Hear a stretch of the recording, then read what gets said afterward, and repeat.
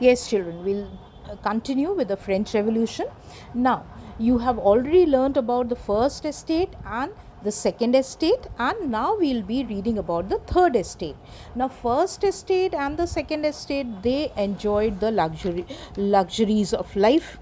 They practically owned all the land in France but did not have to pay any taxes, and they led a comfortable life, children. First and the second estate. The third estate, on the other hand, shouldered the entire burden of taxation. They had to pay all the taxes, children, whichever possible taxes were levied on them, but was not entitled to any of the privileges enjoyed by the clergy and the nobles. And they never enjoyed any kind of facilities which were enjoyed by the clergy class and the noble class. Taxes were imposed on everything, including basic necessities like salt, sugar, simple food items, children. Life was very hard, especially for the poor peasants who had to pay additional taxes to their feudal lots.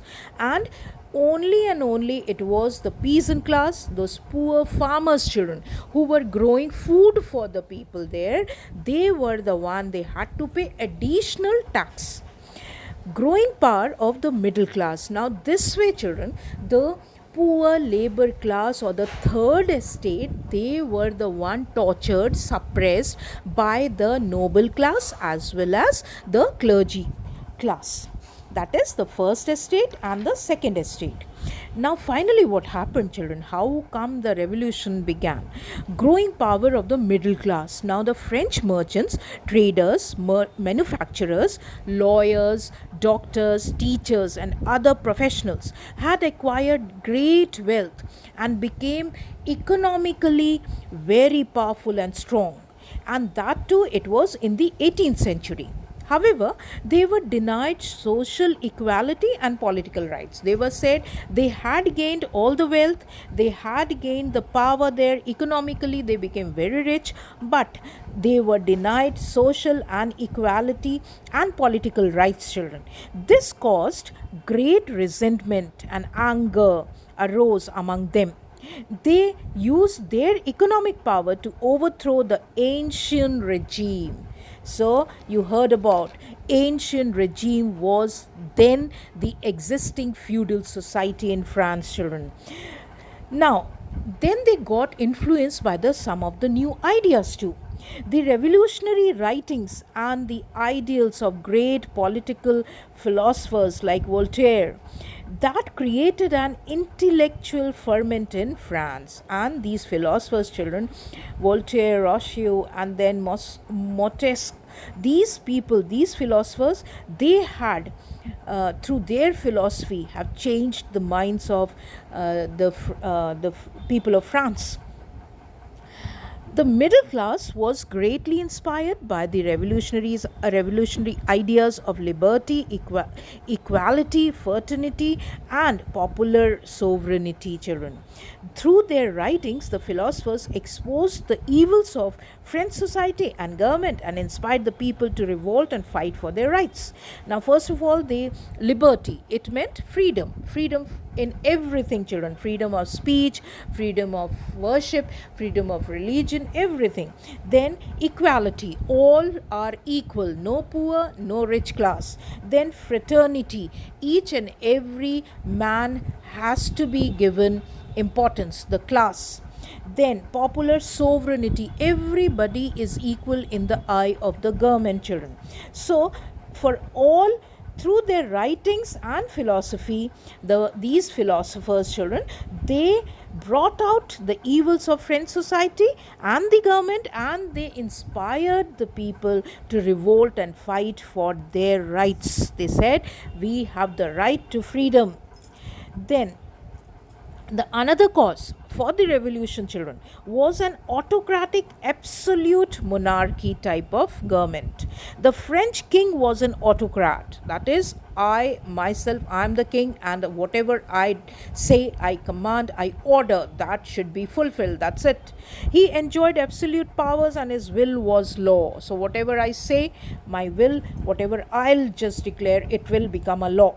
There was no check on his powers by any parliament. No parliament was there at that time in France. He ruled by divine right and was answerable to God and not to the people. And he said, "It is God who has given me this seat. This is the throne. It has been provided by God, and whatever He asked me to do, I'm doing it for you people. So it is my divine right, and I am only answerable to God, not you people." So finally, children, another point, another cause for this revolution was inefficient, corrupt administration. The administration was corrupt and inefficient.